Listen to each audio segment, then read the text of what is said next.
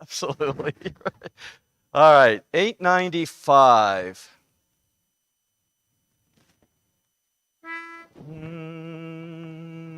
I'd like to stay here longer than man's allotted days and watch the fleeting changes of life's uneven ways.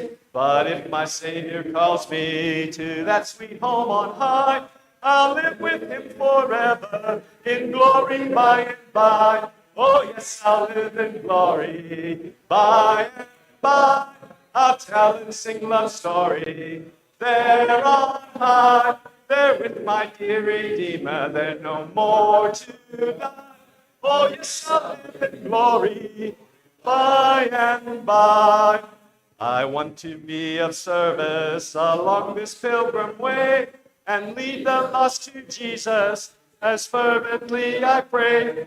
As day by day I travel, I'll keep him ever nigh and live with him forever in glory by and by. Oh, yes, I'll live in glory by and by. I'll tell and sing love story there on high. There with my dear Redeemer, there no more to die. Oh, yes, I'll live in glory by and by. The end I know is nearing. By faith I look away to yonder home supernal, the land of endless day. I'll cling to him forever and look beyond the sky and live with him forever in glory by and by. Sing church. Oh, yes, I'll live in glory by and by. I'll tell and sing love story there on high. There with my dear Redeemer, more to die. Oh, yes, I'll live in glory by and by. Amen. Amen. All right. Good morning, everybody. How's everybody today? Good? Good? Good? All right. Very good. All right. So let's take some prayer requests before we get into our lesson. What do we got?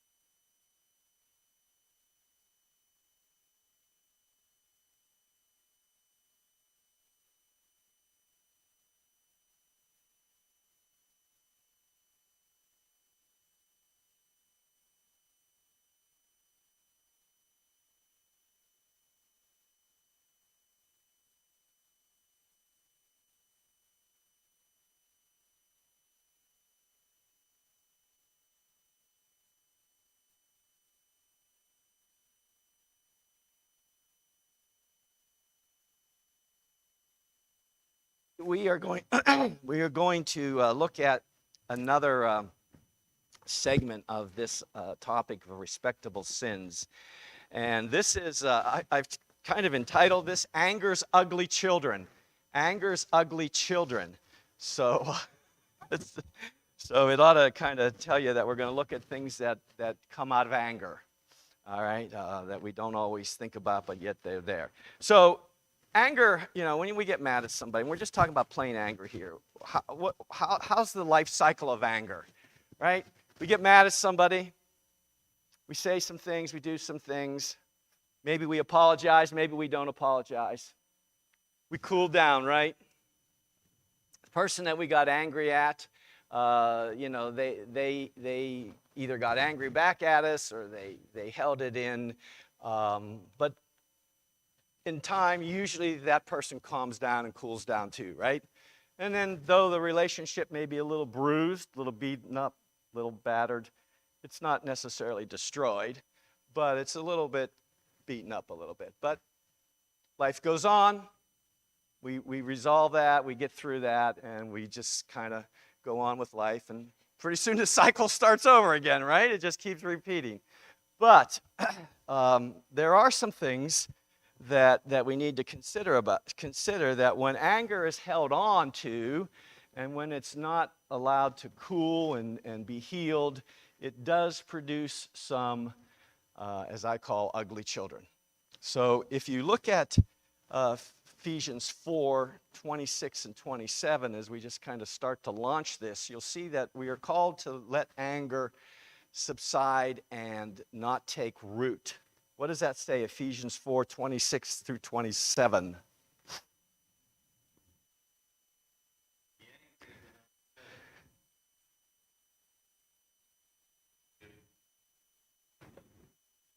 Okay, so what does that tell you about anger?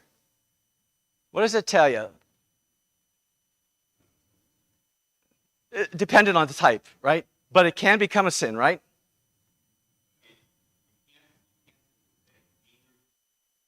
No. Right. Right.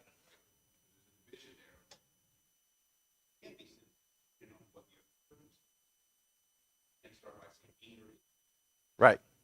So anger can have a good side, it can have a bad side. So we're going to talk about all the bad side today, okay? But it is true, okay?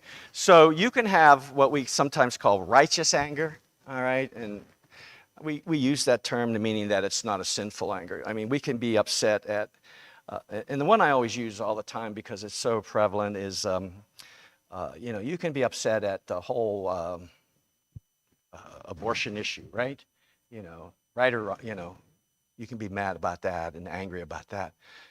And that not necessarily be a sin because it's a social injustice, I feel. It's a taking of life that is, I consider to be murder. But if I go out and I burn down an abortion clinic or I go kill an abortion doctor, does that righteous anger now become sin? Absolutely. So that's where it's an easy example to think about because it happens all the time. You hear that in the news. They allow this righteous anger to then move them to a position where they actually they do actions that are now sinful and against the law. Okay, but the point that I want to make today is that we do not want to give the devil an opportunity. And that's when it can become a problem and it can become sin and it can lead to disastrous results. So look at Ephesians 4:31.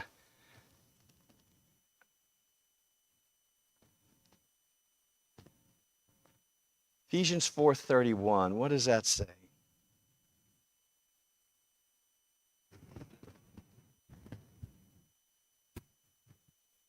Okay, so there's a bunch of stuff listed there with anger and wrath, right? All right, there's slander, there's malice, there's clamor. Look at Colossians 3:8. Colossians 3:8.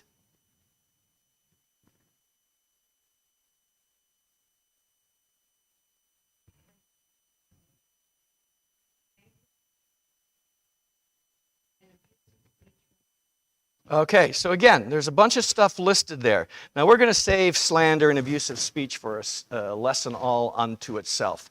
So we won't talk about that.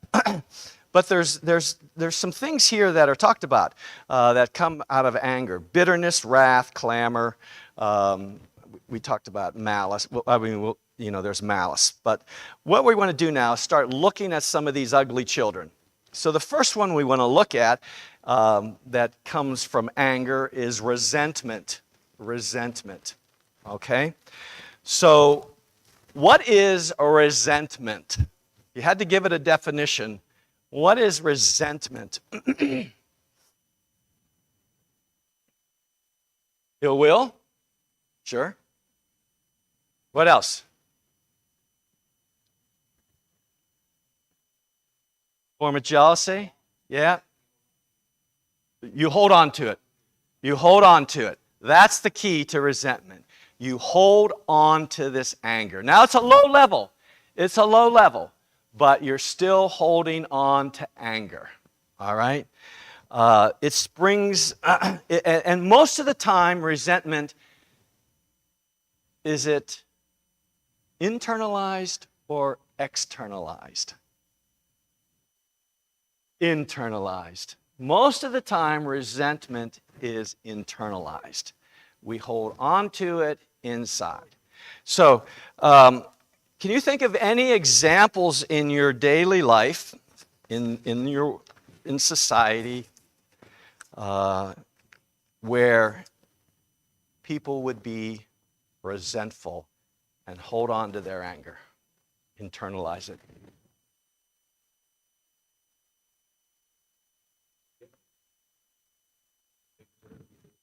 Okay, what else?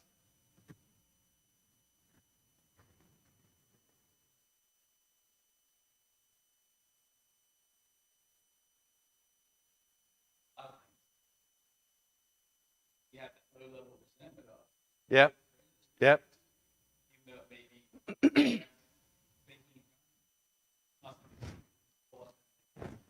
Right. Okay. What about at the workplace? Anybody ever hold any resentment at work? Tell me about it. How does that happen?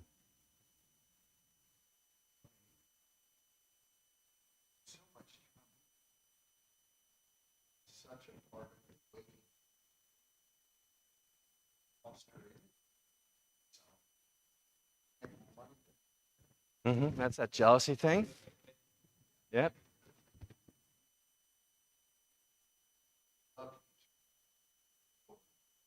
Right.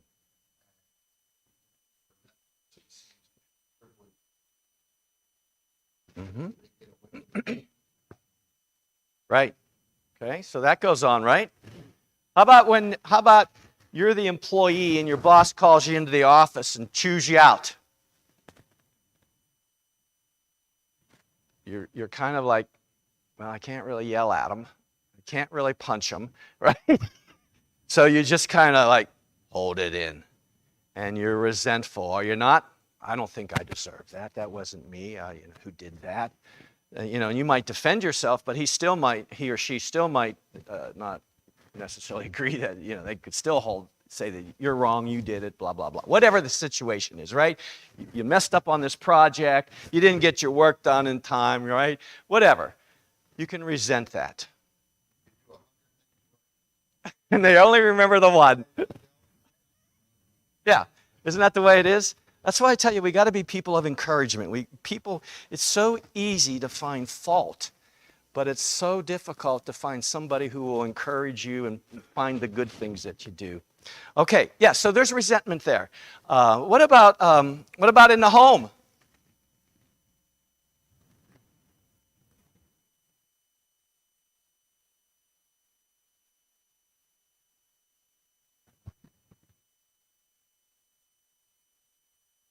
Okay, that's yeah, because guys can be real slobs, right? Or there can be a lot of things, right? They can be heavy-handed.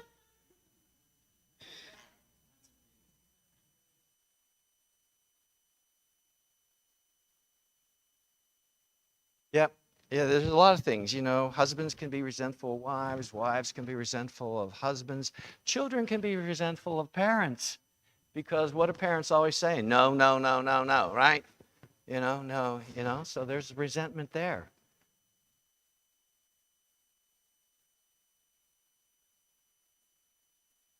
Yep, yep, and there's resentment there. If your mom and dad are always doing what they want to do, but they never do anything for me, they never go to any of my sports events, whatever, so there can be resentment there. What about in the church?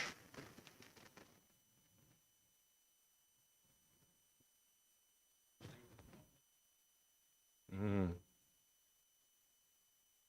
Yeah. Yes, June. The gossip tree? Okay. There can be a lot of resentment in the church too, and sometimes it's I really don't know why there's so much resentment, other than I do think it's the devil. But there can be hurt feelings in the church too.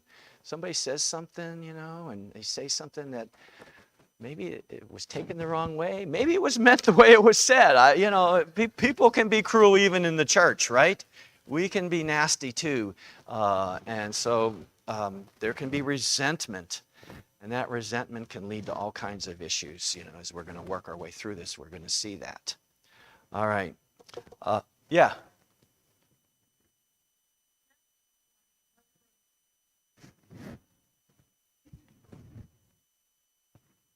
Decisions? Yep. Yep.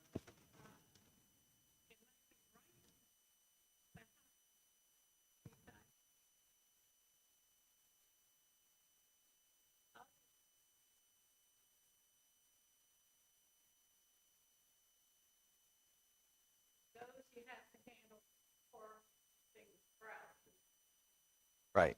Right. Yep. Sometimes we're resentful because of, well, I always like to think about, and this applies to all that we're going to say today. We all have idols in our hearts. We don't always talk about them, but they're all there. They're all there. So if somebody touches one of your idols or threatens one of your idols, you get resentful, right? You get mad. Don't touch that idol. Whatever that idol is, right? I've counseled people who drink, and that's a big idol, and you try to talk to them about giving that stuff up and changing their lifestyle and not hanging out in the same places, and and they get mad because that's an idol. You talk to people about covetousness, that's an idol, and their first reaction is anger and resentment, because you've touched the core nerve.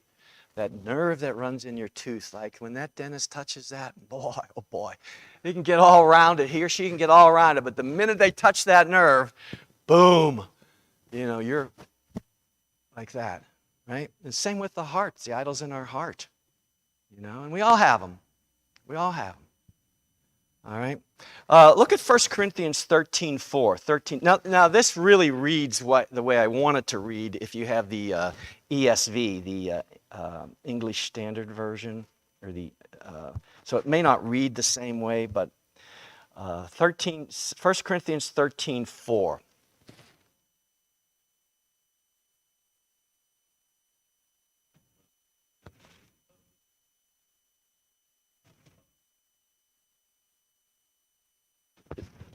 Is that it? Yeah. Did I get the whole? Maybe I have to read through 5. Read through 5 because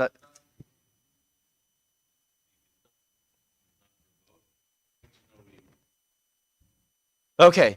All right. My version often reads where it says does not take an account into wrong. Anybody's version read that? Okay. If you have the ESV where it says does not take into account a wrong, the ESV has resentful. So, love is patient, love is kind, love does not envy or boast. It is not arrogant or rude. It does not insist on its own. It is not irritable or resentful.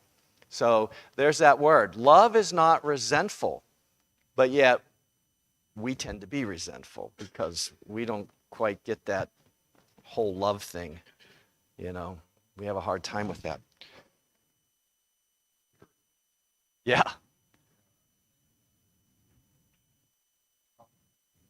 Yeah. Right.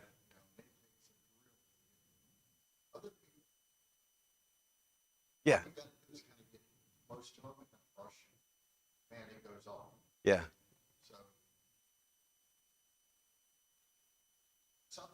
Yeah.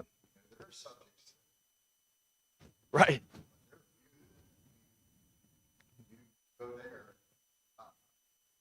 Back stiffens. Right. Yeah, absolutely. Yeah. Okay. So I think we get this idea of resentment. But now let's turn the notch up a little bit on resentment. And what do you get? Well, how about bitterness? Bitterness is the next thing, right? Um, and bitterness is resentment that has grown into a feeling of ongoing animosity. And it's ongoing animosity.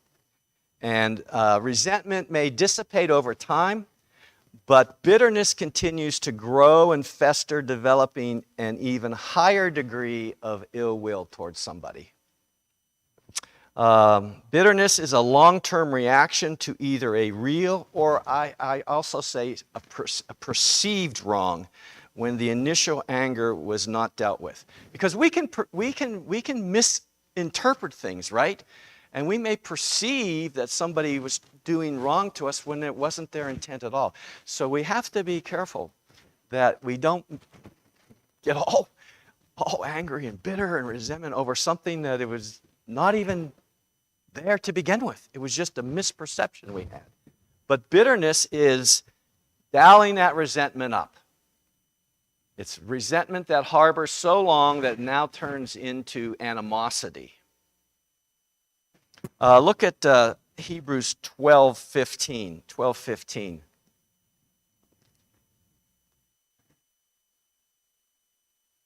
What does that say?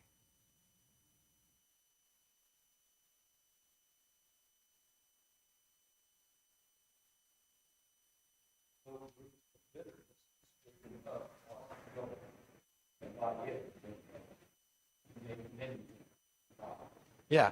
So here the Hebrew writer recognizes that bitterness causes all kinds of problems. It causes all kinds of relation problems, and especially in the church. You know, you got members that have bitterness to each other. You have a real problem going on, and it needs to be resolved quickly, or else you're going to have internal squabbles and divisions, and who knows what else could.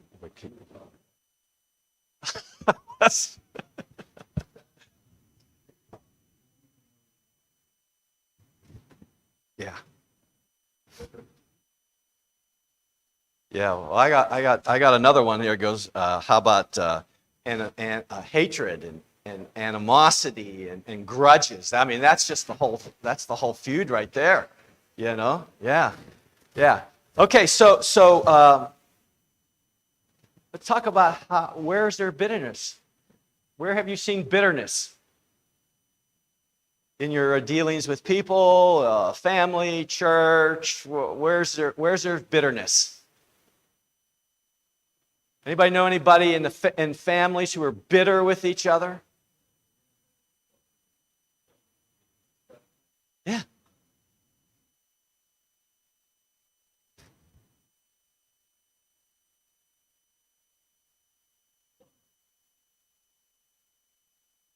Same effect. I haven't talked to my brother in 20 years. Right? You know people like that? I haven't talked to my dad in 30 years. Is that right? Not really. Maybe they're not good people, but you're letting bitterness control your life. In what? With divorces? Yeah.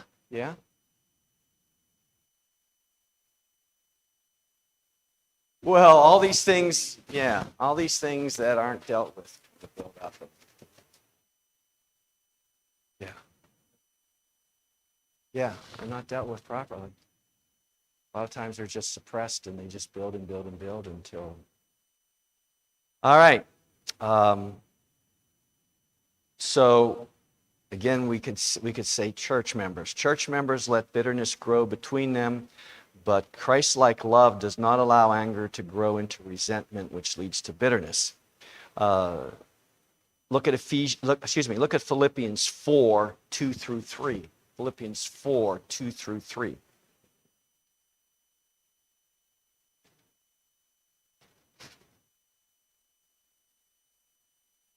What does that say?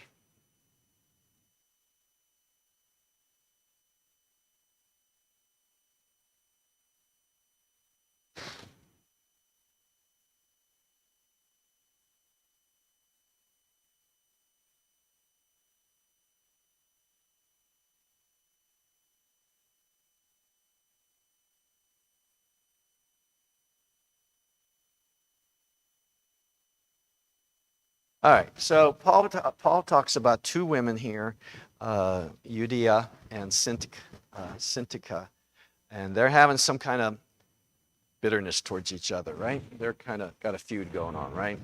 And so he's kind of asked this person, whoever the true comrade is, to kind of step in here and resolve this issue before it gets totally out of control, right? So here, the church isn't very long established, and you got bitterness already. I think of in Acts chapter 6, you had bitterness going on between the Grecian widows and the Hebrew widows, right? There's jealousy, there's bitterness, there's resentment. They're getting food, we're not getting food. How do we handle this? How do we resolve this, right? So it doesn't take a long time for bitterness and resentment to develop. And so I'm sorry. Yeah, I mean, they had a sharp disagreement. It was not just a little disagreement. This was a very, very sharp verbal argument almost about this guy Mark. You know, and you think about that. That's the apostle, and his helper Barnabas, right? And they're having this argument, and then they split. So I don't know if that was right or wrong. You know, I hear people say, "Oh, well, it really helped the church grow." Maybe it did, but yeah.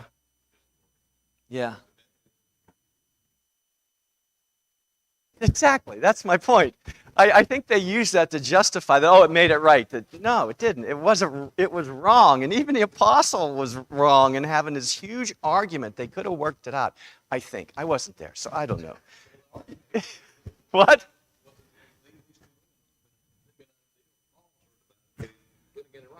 Yeah, with these two women. Yeah, for sure. So it happens. Yes, sir.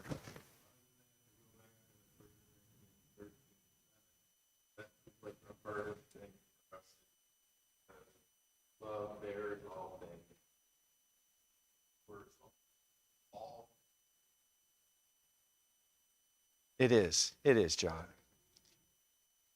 I know.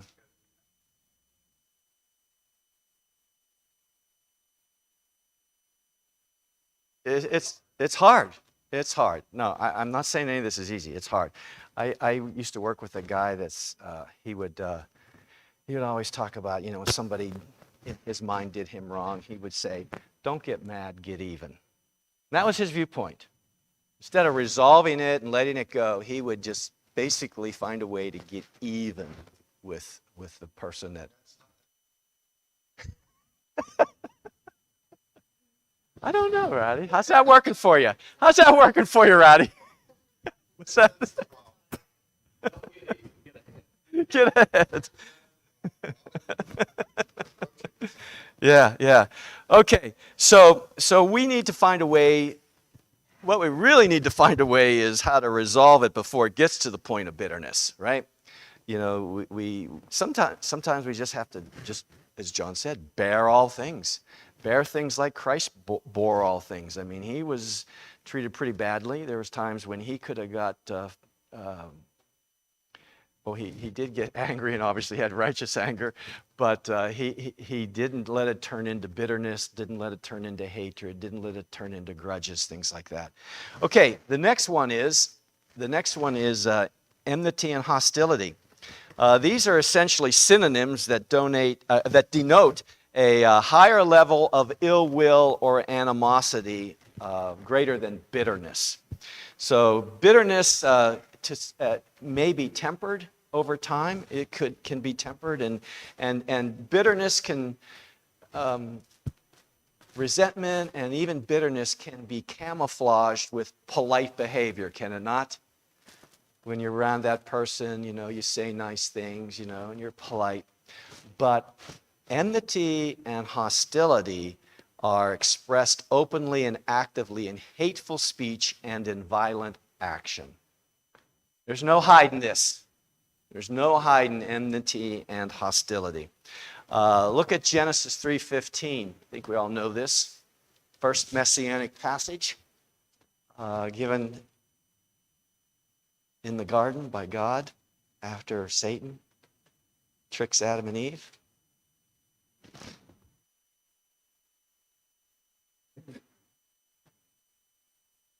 Yep.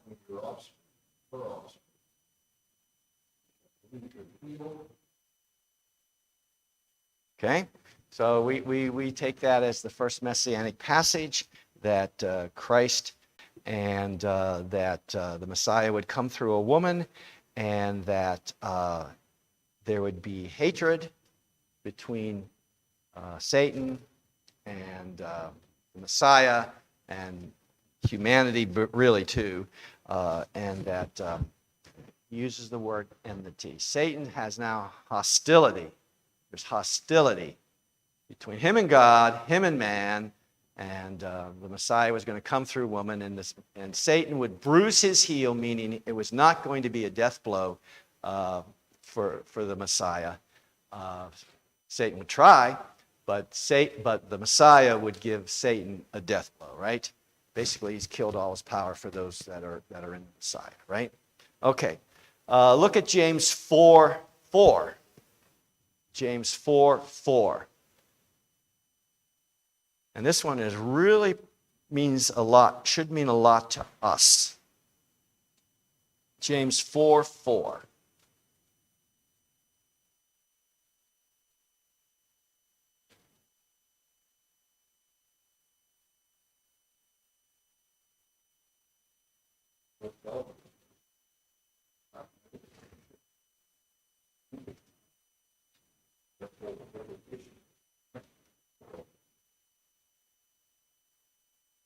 Yeah. Mine reads, friendship with the world is hostility towards God. There's that word hostility. That's open rebellion, open action against God. I mean, it's just flagrant. And when people and Christians, and he's talking to Christians, he's writing to believers, that when we get involved in the world and get dragged back into all the activity of the world, we've just basically declared war against God. Yeah. Well, and who's going to lose in the end? Right? Yeah. So, I mean,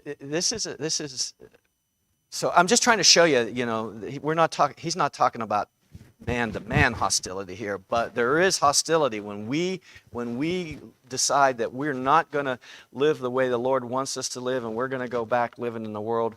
We are just declaring war with God. We're declaring open rebellion, and we're going to be hostile towards him. And God considers it a hostile act too, I think, you know. So that doesn't mean we can't come back. I'm not trying to say that, but that's what it is temporarily. All right. We're going to stop here. So, Lord willing, next week we're going to look at grudges, strife, clamor, and then how we can deal with some of these things. Okay? So, anybody want the last word?